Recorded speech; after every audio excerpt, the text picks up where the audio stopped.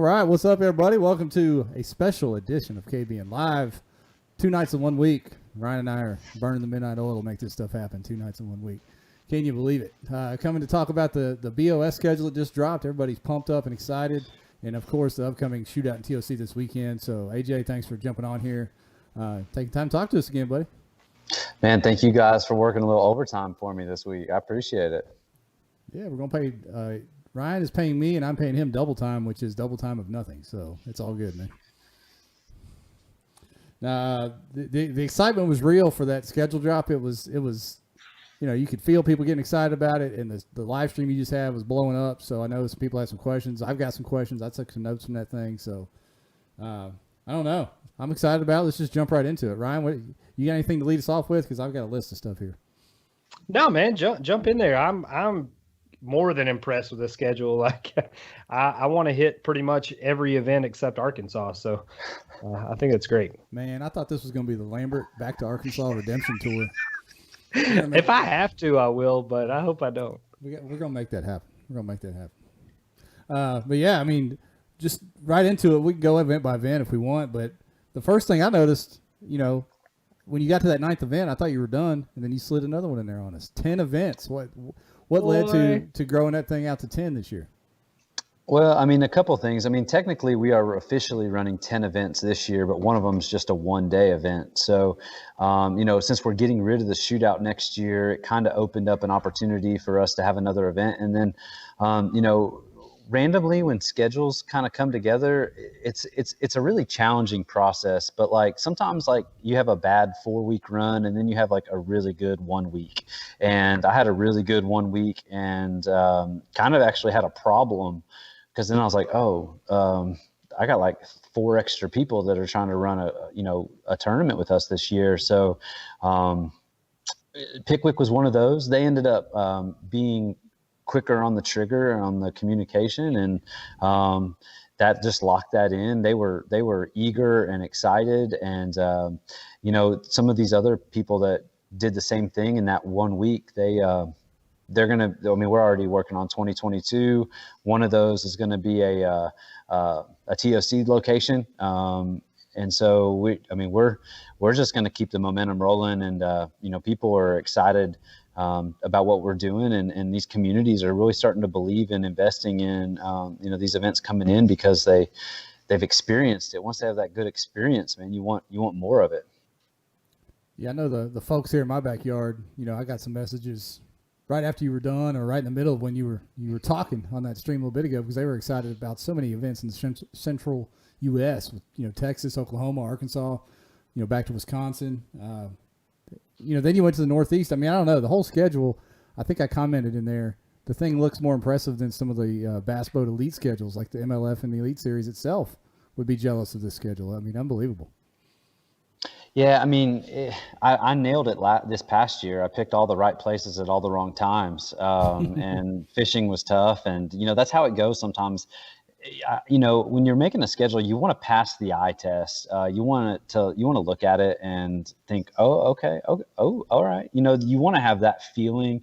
And, then when tournament day comes, you never know. I mean, weather comes, droughts, COVID, whatever you want to call it this year, the fishing's been tough. And, we don't know what's going to be in store for us next year in so many different capacities. But, just to be able to get people excited about a schedule is the most important thing when doing it. And man, it's amazing to hear the positive feedback. Every year there's always some people disappointed. I get that.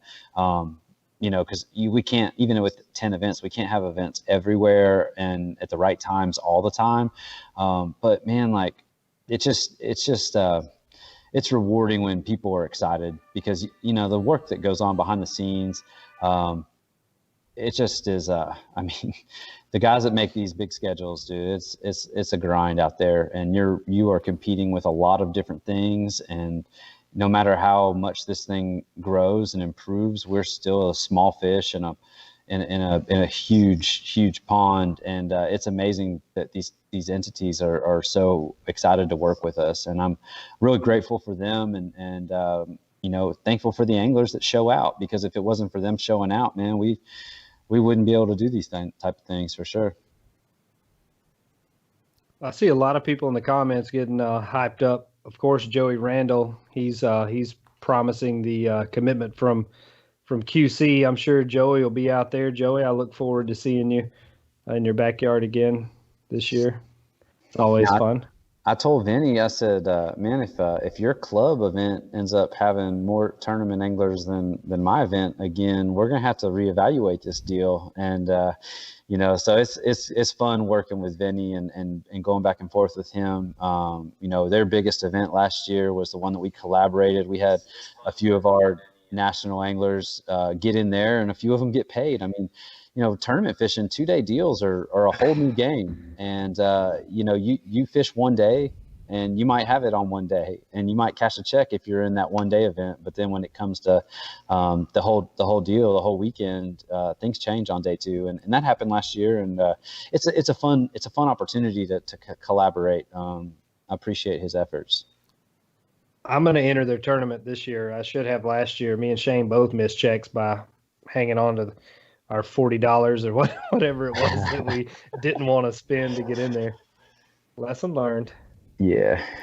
No, I think it'll be good. I mean, Hartwell's in such a unique area, has a potential for a really big draw. You know, your Georgia.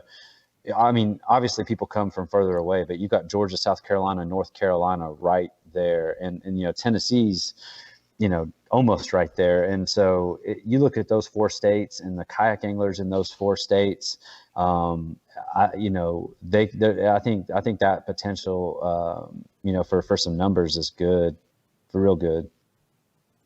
I'd say that one will have a big turnout. I mean, Pickwick, I think will have a big number too. And hopefully Watts Bar, there. We know how Februaries go on the Tennessee River, but Watts Bar is a donkey factory. So I think it's got a lot of potential to see some folks come out slinging some A-rigs and rattle traps in February. Yeah, there's a lot of different ways that they're going to be able to catch them that time of year on that lake. I mean, that lake, depending on what part you're in, has so many different characteristics and features. And just, you know, your traditional lake stuff, but then it has some stuff unique to it. And then it's got the pedigree, and they've been stocking some giants. And it's, you know, when we put a tournament on the Tennessee River in February, it's like, all right, here's the deal. We don't want it to snow, but we also want to get in early enough before the whole thing's flooded and they cancel all events. Yeah. You know, that flood happened in the middle of our tournament 2 years ago. But then last year they had a really bad flood and had to reschedule all the elites and stuff this spring. So, you know, you want to get in early because you can catch a really hot bite before things get super wet. But once those spring rains come and they start, I mean, it can really change the whole dynamic of that fishery, especially up here on the upper end when they got a lot of water pushed through. Yeah, I was telling Ryan before we came on, AJ, about, you know, of course I'm trying to get him over here to Dardanelle. You know, he didn't come this year. I'm trying to get him over here. But I'm pumped about that Broken Bow event, that 3rd event on the list. I mean, anyone from around this area knows about the Beavers Bend Classic. I think you mentioned it on the live stream. That lake held the Oklahoma State record for a long time for largemouth. It's got all 3 species in it. I know Joe Sanderson, Guillermo told me a story about him rolling over there for like a wedding reception or something and ran out on the lake with a drop shot and catching a 12-pounder, just not even trying. So that lake's an awesome lake, and I think it actually is what spawned Matt Scotch's guide service from going to that Beavers Bend Kayak Classic tournament and winning a bunch of Hobie Outbacks. But awesome lake. Yeah. Yeah. Kind of had a little delay there. We had Guillermo won that one year. I don't know. It didn't happen this year because of COVID, but there's been a variety of winners of that event. Luke Arian, KBN regular. Luke won that event one year. Okay. Yeah, it always shows out. It's going to be a fun lake. I think Dardanelle's going to be a lot better in the spring as well. And Sam Rayburn, you got Sam Rayburn on there, AJ. People have been begging for a big tournament down there with the kayakers, and you finally pulled that off. What'd you have to do to make those guys bite this time? Yeah, you know, it was challenging. They are very old school, and I appreciate how they work down there. And the challenge is, you know, you're already late. If you're talking to them about next year, you're already way behind. And that's a big reason why we're in June. You know, we had a Lake Fork tournament in June. It was awesome a couple of years ago. I know that's kind of teetering on a little too far south, too late in the year. I get that. But that's sometimes when you're working on a schedule like that, you're working around other people. And like I said, we're already working on 2022, trying to get ahead of the game. But June 5th and 6th. I mean, here's the deal. Like, those fish are going to be there. I mean, they're going to be somewhere. They're going to be not moving. It's not a transition time of year. They're going to be kind of settled into what they're doing. And that's the kind of thing that, like, I really feel like, we're going to see a good tournament down there. And, I know that that's late, like I said, but June for some folks is just when they're able to start fishing. I mean, I think Jody Queen's first tournament with us this year was in June, and he's in the running for Angler of the Year. So, like that's one of those things. And Drew hadn't even fished his first one, and he's in third for Angler of the Year. So, with 10 events, and we haven't decided if it's going to be 3 or 4 yet, that are going to count towards Angler of the Year. We got a lot to evaluate. I know 4 is a little challenging for some. A lot more people can make 3. But we're going to look at those numbers and see what that looks like. But, even for the Texas folks, I mean, a lot of people in that region are going to be trying to get their 3rd event in June. And so, like, you've got your Oklahoma and Arkansas guys got early March, mid-April, and then early June. So, for those folks, it's always easy to go to a southern lake in the early part of the year, but what is that lake, or what is it going to do later in the year? I mean, there's been pressure.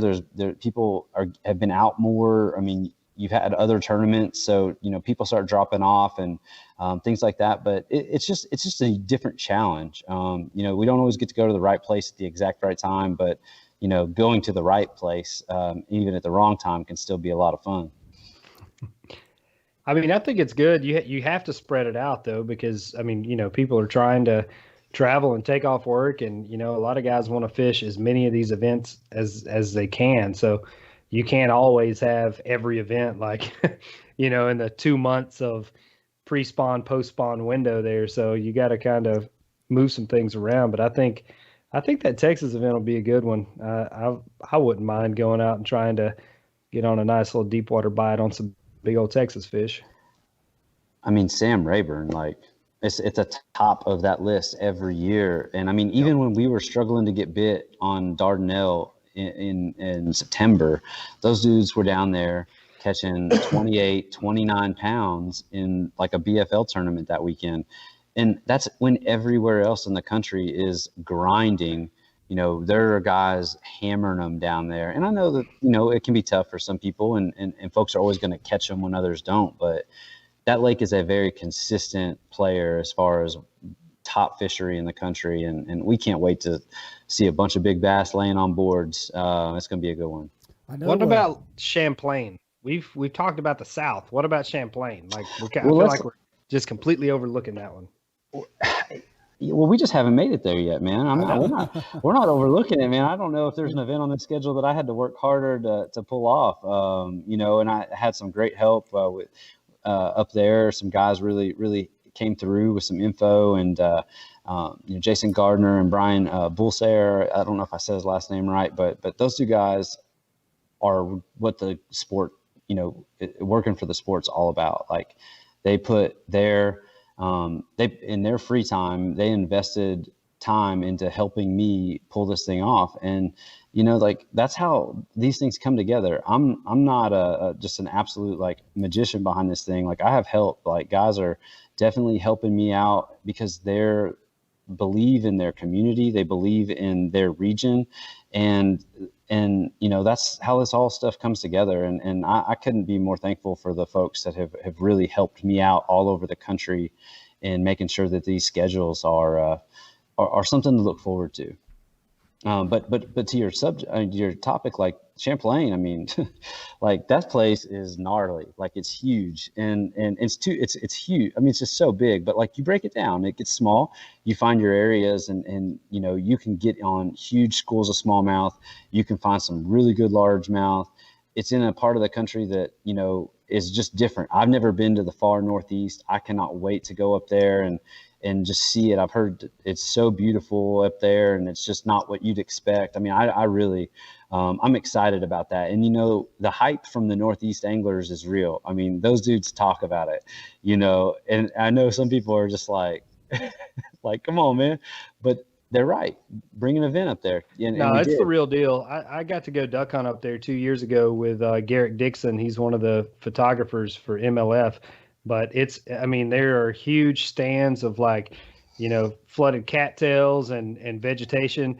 And then you have the deep water offshore smallmouth bite. It's got a lot of feeder creeks coming in, and we were out of Vermont, so we were, you know, on the Canadian end of things. It's nice. I can't wait. I'll be packing my bags for that one. Take a couple Ned rigs and go try to play with some smallmouth. No doubt. Hey, before we get any further, if you guys are watching this, go ahead and give this a share to your local group. If you know your local group folks are going to be interested in one of these trails nearby, so they can get this info. We've got a comment over on the YouTube stream saying they're looking forward to the schedule. We appreciate you watching over there, and we've got a few questions that I'm taking notes. And once we get through this whole schedule, we'll start asking AJ some of these questions that you guys have thrown at us so far. So if you got more, keep shooting them out there, and I'll try to keep checking in as we go. But yeah, Champlain, man, that's a lot of the Elite Series pros and other pro circuits will brag on that as being one of their favorite places to go. And I don't know that another kayak tournament's been up there. So another big move for the yak fishing world.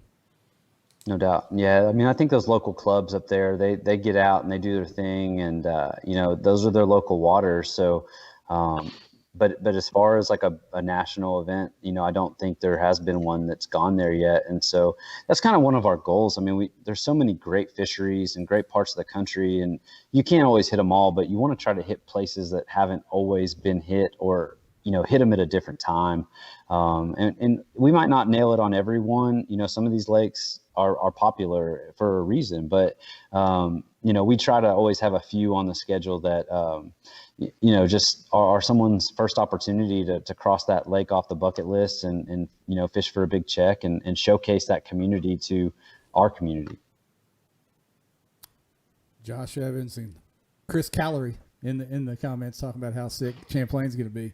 And I guess one of the questions I can go and ask you, AJ, which will play into that because it is so far northeast, is will Hobie be helping folks out that are flying in for events with rental or lending kayaks? It's one of the questions people ask. Yeah, we'll have to see. I mean, I always have one or two boats that I take with me when I can. You know, they're my personal boats. I've got a couple guys from California that are that flew into the TOC that are going to be borrowing those boats this weekend. Sometimes that works out, and sometimes it doesn't. But what really is key is that we find, you know, and I'll start working on the local rep, Hobie rep, and the local dealers up there. Because when you find a dealership that wants to get behind one of these events that comes in, there's can be a lot of advantages to that. And they're eager to take care of the anglers. And sometimes they have a few boats. You know, we don't really have a system or program for that. I mean, the reality is we probably could only have, you know, a few boats, if any. And it just gets to be a little tough. But we try to do the best we can when it comes to that kind of stuff. But, you know, talk to your friends that are driving up there. You know, get them to take an extra boat. You know, that we all help each other, and we'll get as many people out on the water as we can. Just post it on KBN. I mean, I mean, if I can't personally bring you a boat, we'll try to, you know, reach out and find somebody in the area that can loan you one. We've had this happen on almost every tournament that I fished this year, somebody dragging an extra boat for somebody else. So post it up or reach out to myself or Jeff directly, and we'd be more than happy to help you out. Yeah, I can guarantee you, someone's coming to Dardanelle Broken Boat, we can get you a boat. There's plenty of people around here that will hook you up, or any other event, any of the other events. I know that anywhere else, the kayak community always steps up and helps each other out. So it's what's next on the list, Ryan? Champlain.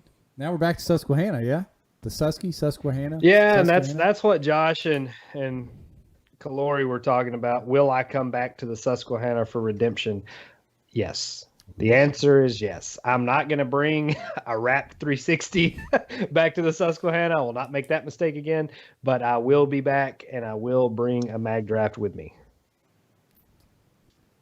Yeah, I'm excited. I'm excited we get to roll back onto the river, man. That was a fun event. That community really rallied.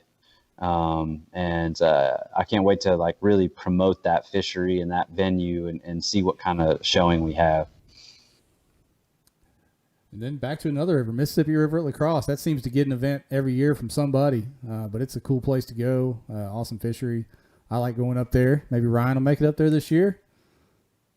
I've never fished La Crosse, but I want to. It's on my list. The problem this past season is I honestly didn't plan to qualify for the TOC so soon, so I had a lot more events on the to-do list. So I was able to back off a little bit, which was good and bad, but I'll take it. Yeah. All you guys that are watching, let us know what your favorite event that you've seen on this list is, because everybody's going to vary, I guess, depending on where they live. Dylan Lowry jumped in there and said that his prediction for the 3 biggest draws are Pickwick, Hartwell, and Rayburn. What y'all think about that? Dylan hadn't cut a check in 4 years, so I wouldn't take his word for anything. Oh. I'm kidding, Dill. Kinda, but I like you. Yeah. He'll be staying with us, so I'll hear all about it every day when he comes home. I'll be the shoulder to cry on. And then let's see. How did we skip over Seminole? Like we skip right over Seminole. Literally the first name on the list. I think when Ryan went straight into Watts Bar and we just rolled from there. No, I did not. Y'all were already talking about some other stuff. So Pickwick and Seminole. We'll go Pickwick and then loop back around to the beginning to Seminole. But the finale at Pickwick, that's going to be a good one too. And that's close for me. I think the thing about Pickwick is it's so far west into Tennessee that it really opens up, it being close to a lot of different people. It's going to be a unique fishery. I mean, there's been other events in the fall there that have fished well. And so the Tennessee River obviously is a huge influence on all tournaments across the country, and tournament entities. And, it's just exciting that we can keep going to new bodies of water on the Tennessee River. And we've been to Chickamauga, Gunnersville, Kentucky Lake for 7 years. And now we're going to Loudon and Tellico this weekend, Watts Bar, and then Pickwick. I mean, we're running out of new places to go, but man, it's pretty awesome to have, so many awesome opportunities that span this region that people get excited about. For the ladies and gentlemen that have never fished Pickwick is now like the best offshore school fishing lake on the Tennessee River chain, especially after Kentucky Lakes, the stuff they've been going through. But not only do they have that, big largemouth population, but Pickwick's actually where I fell in love with smallmouth fishing. We had the Tennessee State Championship down there, I think it was 5 years ago, and I went down with a football jig and found, some rock piles and caught some monster 18.5, 19-inch, just, 4.5, 5-pound smallmouth. And that's when I was like, oh, like this is this is the fish I've been looking for. I don't know why I've been poking around with these greenfish my whole life, but that's what started it all. There's a huge population of trophy smallmouth on Pickwick, so you can kind of pick your poison, decide how you want to fish it, but I would definitely show up and hit it. That's a great time of year to get down there too. So yeah, Harshman's in the comments hating on us for skipping Seminole as well. I think maybe because he won Seminole. Did he win Seminole this year? Where did he win? Yes. Maybe that's why we skipped it. Blind squirrel ass. Maybe that's why we skipped it. I don't know. I want to give a big shout out to Jake for being the first person to find our typo in the schedule. We consistently have one little typo every year in the schedule, and consistency is key, and that's what we promise to give you. So, he found it when we dropped the new schedule with the TOC location here in about a week. The full schedule, we'll make sure we switch those 2 vowels over in Champlain and not make anybody angry. Old Jake. That's the cop. That's the cop inning. He's over there trying to. Dude, pronunciation. He'll get you on that shit too. Don't ever let him get a flashlight out in front of you about midnight. That's a setup. Yes. The problem was I didn't even believe him. Like I thought he was literally messing with me. I went back and looked at the schedule and I was just like, oh, of course Jake found it. If anybody has a giant travel trailer camper, if we could all just get all of Big Jim's, like everybody just pile up at Big Jim's, it'll be a good time. So go ahead and reserve your spot for that one. Yeah, and we'll talk about that too. So, I mean, I know that we as kayak anglers are notorious last minute everything, but some of these places are not going to have places to stay if you don't get on it. I mean, for real. So they have tournaments the same weekend, hopefully not like huge tournaments, because I mean, to deconflict with other kayak tournaments and other things like that, sometimes you don't get to deconflict with, other local tournament and things like that. So be aware of where you're going. If you know you're going somewhere 100%, go ahead and get on scheduling something. Make sure you get the good place to stay. I've already been told that the area up in Lake Champlain, the Ticonderoga area, is extremely popular that time of year. They were actually concerned about not having enough rooms for us and were reluctant to, satisfy that date for us. So just be aware of all that stuff. We don't want you having to drive an hour and a half to from where you're staying to the fishery. You've already driven a ton to get there. You're going to drive a ton around some of these bodies of waters. Go ahead and try to find a place that go ahead and get in there that's close for you and all that. But yeah, Big Jim's is rocking. They've got like maybe 10 to 15 RV spots on any given week, depending on how the grass is cut. And, they're extremely happy to have us and very hospitable and just a good time, old school time. It's a good spot down there. Agreed completely. Harshman says he's done. AJ, we've hurt his feelings enough. He's got to take a shower so he can fish in the morning. Go store lip all your fish, Jake, please. Yeah, geez, Jake. Shane, if you'll go ahead and book our same house that we had last year so Chase can sleep in the master suite, I'd appreciate that. Just go ahead and put that on the card. You can have the couch again. That's like the number one rule in booking. Dude, me and Chase got there first, and I was like, yeah, I put my stuff like in this little twin bed. And Chase is like, I took the master suite. And I was like, Shane booked the house and you took the master suite? And he's like, yeah. Yeah, it's completely normal. That's the thing to do. I was like, all right, cool. It's kind of like fishing spots, man. First there gets it. Dude, it was wild. I can't wait to share some fishing spots this weekend. I'm excited. This weekend's gonna be fun. We can get to the TOC shootout preview here in just a second, but I got a few more questions from the crowd. One, they were asking about rule changes for 21. I don't know if you can get into that, specifically motors, no motors. Yeah, I mean, I'm not going to get into like all the details of that kind of stuff because honestly, I mean, we're still operating under current rules. We still got one more event, and I kind of break that stuff down, in December, and make some additions, change some verbiage, add some stuff that were potential issues or eliminating potential issues. But here's the deal with the motor thing. I know motors are in our sport, and there's a lot of good opportunities to compete with a motor. But Hobie has been running competitions for 10 years that are human propulsion. That is something that they believe in, and that's kind of where we stand alone in the competitive space right now. And that's a really unique thing. I mean, I get people that are heavy motor users and sponsored motor users that appreciate that rule for us. And then I also get people that say, man, we wouldn't fish if there were motors and we're still paddling. And, I think it's easy to see where this kayak game is, but it's a lot of people forget where it was. And it's not too far ago that there were no motors in any events. And, we're still doing what we've always done when it comes to running tournaments. And we don't see the reason to change. I mean, we did allow motors to be part of pre-fishing. And honestly, was a pretty tough battle that I felt pretty fortunate to win. But I don't see them coming into competition anytime soon. I'll tell you this. I got a kayak out in the garage with a motor integrated into it. And I'm begging you not to allow motors. That's my vote. So I like the man-powered aspect of the Hobie series, and I hope it stays that way. So I don't know how everybody else feels, but that's my 2 cents. No motors. What these folks need to do with their motors is they need to start like remembering how to pedal or paddle like a little bit, because come tournament day, I know some of these folks getting gassed, man. They're like, whoo, I have not done any of that in a long time. So it's easy. I mean, I just got a Torpedo on my boat. I'm testing it out. I'm trying.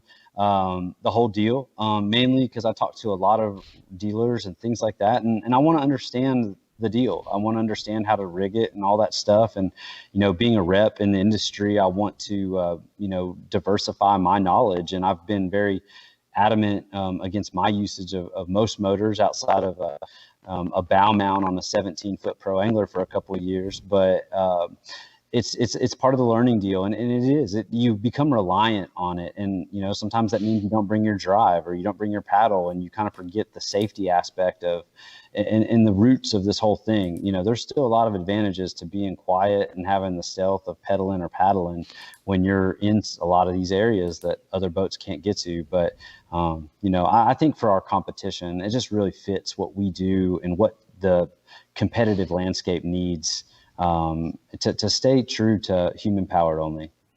Motor skier fish. Just remember that. Heard that. Do you remember the David Cruz quote from when he subbed in for you, Ryan? We won't. Probably not. Which one? What did he say this time? I won't repeat it, but it was there were some expletives. Am I responsible for it? No, Is that what you're trying to say? There were some expletives involved in the motor no motor thing, but it was pretty funny. So, whoever was watching that episode, you'll remember that. It was awesome.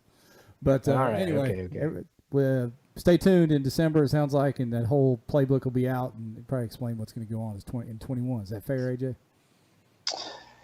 Yes, sir. That's the goal. All right. So yeah, man. TOC this Friday or this weekend. The shootout this Friday. Saturday. Shootout Friday. Yeah, shootout Friday. Well, before we transition, I want to say a couple things on the schedule, and then we'll put that to bed. So I didn't say it on our feel good, positive release here just a little bit ago, but glad you saved it for us. That's right. Well, we no filters here, man. We can let it all out. It's a safe place. So I know that there are some people that really wish that, Kentucky Lake, for the nostalgia of it, was still on the schedule. I've had a lot of people already reach.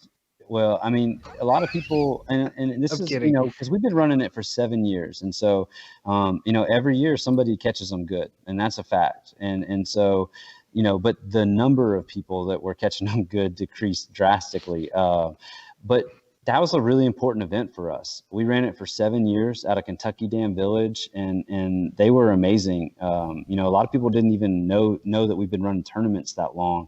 And, that first event had 32 people. And that was our very first event. And now when you look at it, we almost averaging, over 100 in an event and running 10 events a year. And if it wasn't for the people that came to that event in year 2 and doubled our numbers, and then came in year 3 and then really solidified what that event was to Hobie and to the competitive kayak fishing landscape, we probably wouldn't have a BOS series. And so Kentucky Lake will always have a special place in on my heart for what it meant to kayak fishing as a whole, but specifically this series. And we're definitely going to go back. I don't know if it'll be 22 or down the road, but that fishery needs an opportunity to bounce back. And it doesn't bounce back if you hammer it every weekend with other tournaments. And, our anglers deserve to go to other places too. And when you only run 8 to 10 events every year, you've really got to make some tough calls. And sometimes you miss some. I threw a couple opportunities into obviously some parts of the country that have some holes, like Michigan, in that Ohio, Indiana area up there. Obviously those guys, they got to run to some events, and, that's tough. And they've got a great community up there. And, it wasn't for lack of effort. I promise you guys, sometimes these schedules, you have an idea of what you want it to look like. And it starts with, 20 events and having, backup plans in each time. And then as entities start saying yes and picking their time, then you kind of start being limited with your options. And then some entities don't ever get back with you, despite, you hollering at them like 5 times, so it's just literally how it goes. And I promise you, it's not for a lack of effort. But we're always looking for new places to go in those regions that we have trouble finding a good partner to work with. And, the other one's Lake Fork. Lake Fork is a tremendous fishery. It gets a lot of pressure, a lot of kayak pressure, but it had the original TOC, the one that we kind of evolved our series into. We took what those guys were doing in Texas and made it a national tournament, and we kind of once that kind of went a different direction, we kind of took the name over and kind of evolved it into what we do now. And we're really proud of what that event was and what it has turned into. And Lake Fork's another place that we're always going to go back to. It might not be this year or next year, but some of these fisheries, you can't stay away for a variety of reasons. And some of it's just for the nostalgic aspect and the memories that, people that have been in this game for 5 to 10 years have at those events over time. Yeah, fair enough. And I think people are excited for the, like you said, the variety. There's some lakes on your schedule this year that haven't appeared on any major schedules that I've seen over the last couple of years. So that's important too. Gets people fired back up. And I'll go ahead and say a little hint on the TOC. So it is a lake that doesn't show up very often, but people talk about a lot. So we'll leave it at that. Is it somewhere south of the Mason-Dixon line? It's got to be. Could I throw a rock from the Gulf Coast and hit it? I mean, I'm not seeing your arm, but I can throw a rock pretty far. Clear over that mountain, I'd say. Yeah, if you got an Uncle Rico arm, man, I don't know. I mean, yep. I think in my heart, and AJ, you can vouch for this. You've not told me anything about where the TOC is going to be, period. I haven't told anybody. Exactly. That's what I'm saying. I don't know. I feel like I've got a good hunch. I think Jim Clark might be happy. I don't know. We'll see. We'll find out in a few days. You never know. You never know. Fingers crossed. Stacy, big sexy Stacy Martin said that he heard somewhere that it's $1 million payout guaranteed.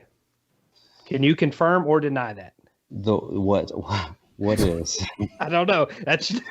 I mean, I'm trying to fish it. If we know what that is, I'm trying to get down on that. I will not be directing that event. I will fish something it. Is. He said it. I mean, Stacy, you heard it here first. Unofficial. It's an unofficial. No, guarantee. So I mean, we'll talk about that. So I mean, last year in the TOC, we paid out. We had 40,000, and Jody Queen took home 20,000. This year we're at 61,000, and first place is at 30,000. So we're trying to grow that pot every year. There's a variety of ways that we're going to do that, and but the biggest way is if more folks show out. But there's always a tough balance of trying to figure out how much money we take out of a buy-in to build that pot versus how much we still pay out. And we try really hard to make sure that the payouts for every event are great for the entry, and but we bank a good amount of money every event towards the TOC, and that's what these people are fishing for. And I think it all comes together. I mean, it comes out, but it comes back, and those people that have earned it are there. And so it's a tough thing, but I think we've got a good mix going right now. There'll probably be a little bump in the entry fee next year. We're trying to find that perfect number. But part of that is, as we evaluate our administrative costs of this stuff, we got to make sure that number is right, and we need to make sure we're putting the right amount of dollars towards the TOC, and then we want to make sure that our payouts still grow every year. I mean, we've if you look at what 112 anglers made in year one versus what 112 anglers made in year two, and what 112 anglers are going to make next year, those numbers are going up. And, that's the biggest goal that we have, is to continue to increase those opportunities.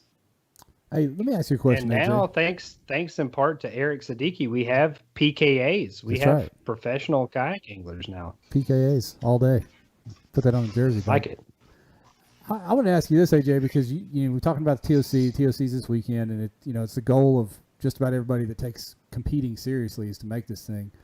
How important is it, because you do the numbers, you tabulated the AOI points, to always finish your 2-day events? I mean, how many people were on the cusp of making it via points and then just didn't because they maybe bailed early one day or didn't grind for that last bite?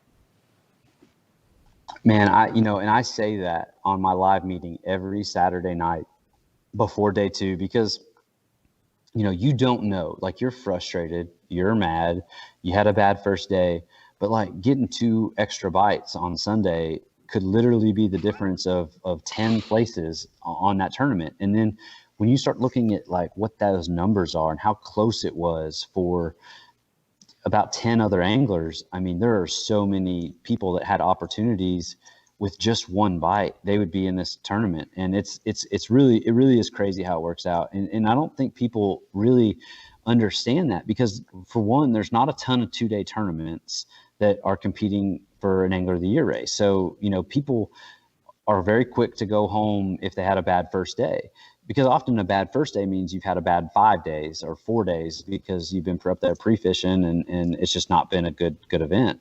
But still, like, every point matters. Every fish literally matters, especially this year. Jay put those numbers up that he worked on the events this year. And I mean, there were people cashing checks without limits or with like 15, 16-inch limits at fisheries that you would not expect. And so it really does matter. It is the culmination of your whole season. And, when you're fishing for points, day 2 matters. You're not just fishing for money anymore. You're fishing for points because you want to fish for money at the end of this thing. You'll see these guys, all the elite guys for the last 2 months have said, hey, had a tough day today, but if I go out there and whack them tomorrow, I could get the points I need to qualify for the Classic. Like, that's a real thing. That's a mentality that these kayak anglers have to understand if they're really fishing for points, to try to get into the TOC, because every fish matters when you're fishing for points. And both days of the tournament is everything. That's a big difference. That's a new hashtag, Jeff. Every fish matters. Every fish matters. We'll add that to the list. I like it. Even locally, Kyle Long does some numbers for us every year locally on our AOI, and making our own little classic here. And it comes down to 1 or 2 fish for some guys. So I implore you all, stay and fish 2 days. I'm telling to myself, because I've been a victim of just getting pissed off and leaving as well. So we need to stay and grind that out. And I think that Dakota Power Move thing you guys do is a kind of a nice carrot to keep people around as well, trying to make that big move on day 2. Yeah, I appreciate those guys. Kind of, Stormy was like, "Hey, man, let's do something." And it might just be because Stormy can, has some tough first days. He can relate, and he can relate. But it's a good opportunity for those folks. And maybe Dakota Lithium will be back with us in that capacity next year. If not, I think that's something that we will definitely try to have an opportunity on day 2, but there's a lot at stake without that. Those points are so valuable, so valuable. I mean, when you start looking at those numbers and some of those names that are like 5 points back, and and some of those folks, let's not get it twisted. Like, a lot of those folks did try, and they stayed and they grinded because they knew that they weren't going to make the last 2 events, and that was their last shot or whatever. But there's some folks that threw in the towel, and it might have been in February, and they just were ready to go to the house. But that stuff comes back around when you're looking at the culmination and cumulative totals for an entire season. I wish I threw in the towel on day 2 at Seminole. I felt like I did, because I could not get one single bite all day long. But, like you were saying, I mean, 2 fish on day 2 for me, that would have been a check. 2 fish, 2 bites would have been taking home a check. Like, that's the difference. You don't ever quit because you don't know what everybody else is doing. I mean, we all look at Tourney X and try to pay attention, when we can, to the event as we're fishing or submitting fish throughout the day. But there's no telling who's sandbagging, or, if somebody's really struggling. But if, an entire field could be struggling. So catch your fish, catch as many as you can, and get them submitted. It may pay off at the end of the day. Yeah. I'm gonna say something real quick. I feel like sandbagging has decreased a lot, and I appreciate that. There's no advantage to it by any means. Anything can happen to your phone. Anything can happen to service. The thing about our sport is your fish doesn't count until it's been submitted and accepted. So, like, it's all cute and fun to have that thing sitting in your pocket, but the reality is, go ahead and get that thing in there. go ahead and get your fish on the board. There's literally no disadvantage to doing that. And the folks are really starting to understand that. They're starting to see that, like, sponsors are looking at leaderboards, and folks following our sport are looking at leaderboards, and they might not get to check later when it's final, but they might be checking at like 9 in the morning or 10 in the morning. And so get your name up there. You've already done the work. Make that fish count as soon as possible and go on to fishing. It's a benefit that we have that, professional fishing has just started taking advantage of. And so it's something that you should take advantage of every time. And it makes it covering the event better. And it definitely could cover your tail if something bad happens at the end of your day, which we've all heard those stories, and some of us have lived them. But as soon as that fish hits accepted, I mean, you don't have to worry about it. Well, let's jump into this weekend, man. We got this year's shootout in TOC coming up. Let's talk about some of the festivities you got planned for these guys and girls coming up there. Yeah, we'll just start right at the beginning. So, I mean, Wednesday night at midnight is our cutoff for the registration on the shootout. Low numbers, odds of qualifying are very good. There's, 4 or 5 guys in the TOC that are fishing it. They're just fishing for cash. They're not fishing for spots. But I mean, we're still under 30 and 2 spots get in. So, that's one of those things that, like, if you've been on the fence or you're trying to make it, like, you still have time to register. You still have time to get a day of pre-fishing in. And, Lake Tellico, it can be the difference of you getting in the TOC or not. I mean, it's there. There's opportunities. I've already seen a couple folks pre-fishing that have put some nice fish on the board. It's definitely, the best chance to get into the TOC. And, it always surprises me that those numbers are low for that event. I know it's a one-day event, but, even dating back 6-7 years to those original TOCs, like that Friday numbers were always light. I mean, super light. But it's available. So get registered by Wednesday night. Good payouts if we get those numbers up. But last chance to qualify, spot number 49 and 50, and you get your award. And then you come to our banquet on Friday night. We've got a banquet that we'll be having, 2 to 3 people to a table, spread out nicely, masks the whole time, unless you're sitting down at the table, taking temperatures on the way in. I mean, this is serious. We're taking it serious. We have to be able to run this event this way. And, that's just where we're at right now, but we're going to do everything we can to keep our anglers safe. And, we've got 3 meals planned for them. We've got some special guests on Friday night that are excited about our event being in town. They're going to come out and talk to us. And then, Jackson Orr is going to be signing to fish at Carson Newman University. Yeah. What an awesome, I mean, we've all watched Jackson for so long, but man, I remember, like, so many years ago, he's like, hey man, how old do I have to be to fish the youth division? And I'm just thinking, like, how old are you? Like, I feel like I've always thought he was like 2 to 3 years older than what he actually was forever. And it's for him to want to make that big next step in his life in front of, 49 other kayak fishermen that he respects and that have a lot of respect for him. Says a lot about what this community means to him, but also, what he means to this community. And we're all rooting for him to have big success as he goes into a new venture and additional to kayak fishing. But, I know that he's that second place finish in the NC, man. I think he's ready for something a little bigger. He's had a lot of good finishes with us this year, but never quite got that victory. So I know that's on his list as he's just continuing to knock down doors. Really excited to see him sign and go that route. But yeah, 3 catered meals. We're going to have some barbecue on Friday night, and we're going to have some place. Ryan knows the owner, Wade, and he's got a Central Flats and Central Taps. Flats and Taps. Yep. They're going to come out and I think they're smoking some chorizo flatbreads and got some smoked wings and some salad. I mean, I'm talking, that sounds delicious. Yeah, and then we've got a local down home cooking type spot on Sunday that is doing some fried chicken and some mac and cheese and some green beans. They call it Jackie's Dream.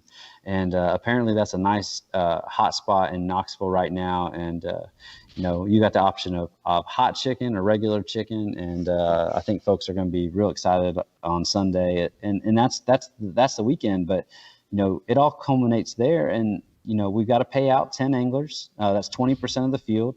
But then we have to calculate all those Angler of the Year points. And we're going to be giving away that custom BOS colored PA14 360 and a $5,000 check to our first Angler of the Year. Plus, they qualify for Hobie Fishing Worlds. So the winner of the TOC qualifies for Hobie Fishing Worlds, and the Angler of the Year qualifies for Hobie Fishing Worlds 10.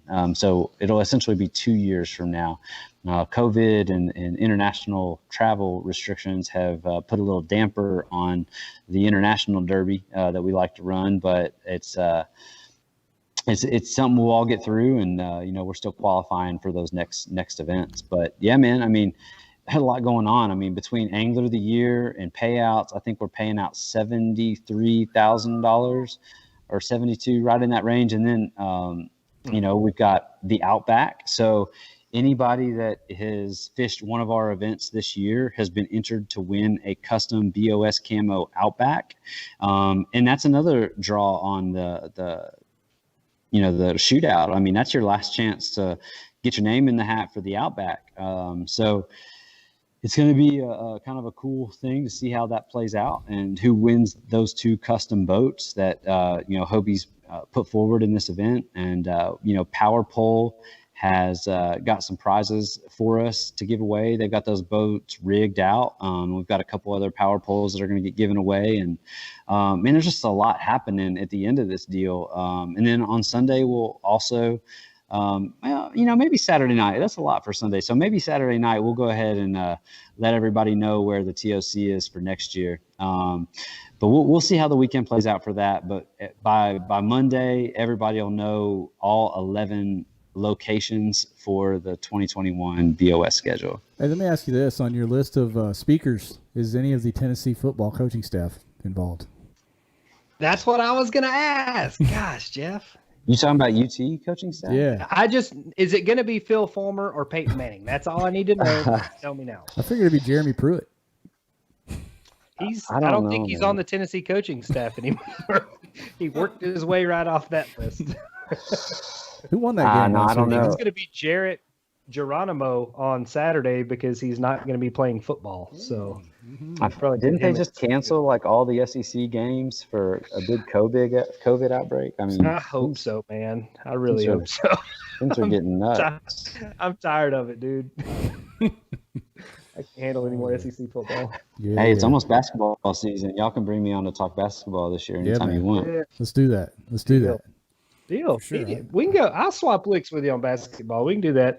Tennessee's getting their stuff straight. I'll take That's it. right. Yeah, That's right. I think Rick all three of Barnes us is doing some good stuff. I think all three of our teams will be Actually, good. yeah, Arkansas has got a little squad going too. So No doubt. Yeah, it'll be Looking fun. we have forward to to get a that. side bet on that. You heard it here first. They took basketball season away from us at the best time possible last year. And, I've been missing something ever since, man. I can't wait for basketball to start. Yeah, it's gonna be And fun. for those I'm who ready don't to get to know, Knoxville. We're gonna have a good time. We're gonna try to do a little get together or something. Maybe Thursday night. I don't know. We'll post something up. But for the guys, if you're fishing the shootout, I'm sorry, but we may try to do a little meetup around 8:00 or so. Give people time to get off the water, take showers, and meet us up about 8 or so in Knoxville. We'll post up a location. It's going to be a good time, man. I know everybody's excited to watch it. I'm excited to watch from afar as I can't make it over there for that thing this time around. But, I'd be glad to come donate and finish one spot out like I usually do, AJ, but not going to be able to make it this time. hey, man, consistency. Just keep being consistent. No, I will say, so as far as coverage goes, I mean, we are filming an episode of Hobie Outdoor Adventures this weekend. So we've got our cameraman flying in on Friday. We've got I've got a jet boat and a glass boat that are reserved for the weekend. I've got 2 camera guys. Both can do camera and video, so we'll be trying to get as much footage as we can. It doesn't always work out great, and I couldn't have picked more actual fishable water for 50 people to spread out on. But it's going to keep those boats running all weekend. But we're going to try to capture and share as much as we can with you all, and then we're going to put it together in a show that we always used to do at Kentucky Lake called the Hobie Outdoor Adventures Show, and showcase what we're doing to even a broader audience than our traditional folks that follow on here. Oh man! Everybody act right if you're on camera, okay? That's right. Write that shit down. Everybody act right. Be on your best behavior, please. Thank you. Yeah. Yes, please. No, Joey Randall, you better come and fish this shootout. You've talked all this trash. You counted all your spots of how many places you would have got to if you fished another. But just come on and fish the shootout, man. You can still get in. Come on, bring it. You're not that far away. Hey, I think those QC boys are rolling in, man. I know there's a few of them. They've had a cabin book. Slick Nick's dug it. He's got his tights ironed. He said he's coming. He's ready. You talking about Nick Huddleston? Yeah, Slick Nick. He's qualified, dude. He's in. That's what I'm saying. I know he's coming to town. Joey can ride with him or whatever. Yeah, Joey's coming. Vinny's coming. Low Brandon's coming. So I mean, some of those dudes are showing out, man. They're close enough to, and the odds are in their favor. I mean, I'm surprised there's not more people from Georgia, Tennessee, Kentucky coming out to get it. But man, it's been a long year. It's been a lot. I know some people just threw in the towel a long time ago. But I mean, it's you get top 2 or finish even behind like a TOC angler. I mean, the odds are really good to get in this thing. I mean, that's why we held those 2 extra spots. So you might not have done it on top 3. You might not have done it on Angler of the Year. So come on out for that last chance. Once you're in the 50, how you got there doesn't matter. So everybody's fishing for 61,000 at that point. So if they win, they don't have like an asterisk by their name. You don't do that to them. No, they are number 49 and number 50. Okay, they're just as important as the rest of them. That's fact. Just like the last team in the big dance, it's all the same, right?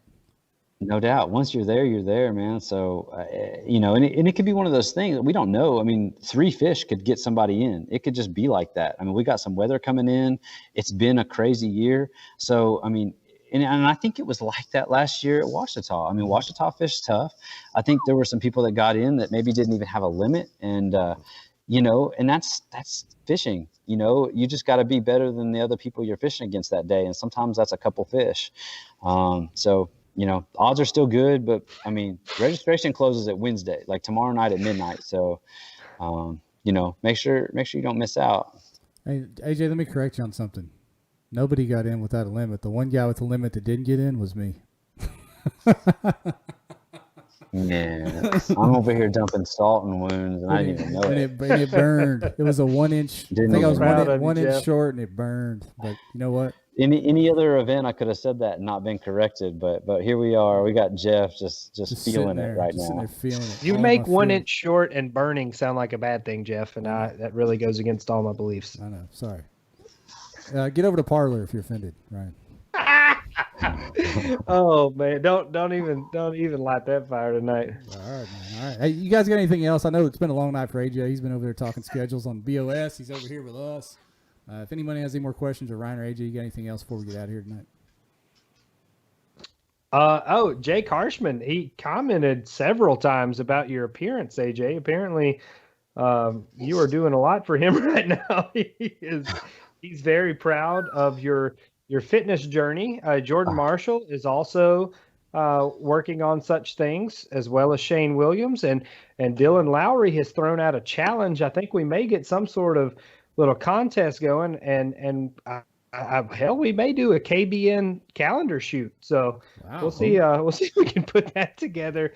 Katie Back is going to be in charge of assembling the calendar and also shipping, please. Yes. Yeah. And Photoshop. Hey, before we jump off, I do, one of our great friends in this community, Kate Field, she's going through a tough time, and you know, she would probably get mad at me saying anything right now, but I freaking love that lady. And you know, there's a lot of people that are stepping up to help her through this whole thing. Christine has been amazing taking care of her through this whole process, and it's been tough for her, and she's so strong and she battles through, and I freaking love her. She doesn't know how much she helps me pick me up sometimes, because what she's going through and what I see. And so please say some prayers for her and the people that are helping her out.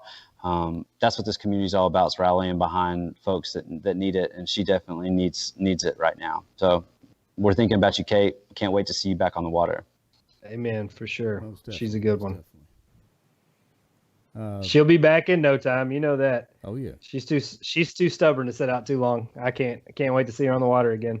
I think she still wants me to wait till Thursday before, you know, we refund her money for the shootout. I think she's holding out hope. I would love it. Bless her heart. I would love it. Well, if you guys don't have anything else, we'll wrap this thing up. You know, Ryan, good luck to you up there this weekend, sir. AJ, I don't know if we can say enough about the schedule you put together for this year and how you handled the COVID thing, and then the schedule you put together for 21's off the charts. People are so excited. So thanks for all the work you do there, brother. Is it too late to vote AJ for president? No. Yes. It's never too late, is it? I wrote him in as VP for Yeezy this year. Oh, yes. Yeah. Man, I appreciate it, guys. I will just thank you guys for the support. You guys are tremendous for supporting me in this series. I really appreciate what you guys do. And looking forward to wrapping this season up. Looking forward to fishing the bass event on Chick. Yes, I still fish sometimes, even though my rods are getting dusty. But it is time to get on the water a little bit. Fishing Chick, fishing Dale Hollow this winter, and then all of a sudden it'll be tournament time again. So it's appreciate you guys and everybody that's out there supporting what we do. That's what this whole thing is about. Yes, sir. Hey, see you this weekend, AJ. Yeah, man. All right, guys. And one more thing to all my veterans out there, all my fellow veterans, happy Veterans Day tomorrow. Enjoy it. Go get you some free pancakes at IHOP or something. But we're gonna wrap this thing up, and you know, good luck this weekend. We'll see everybody next Monday, hopefully with TOC winner. We're gone with a TOC champ. Yeah. All right. See you guys.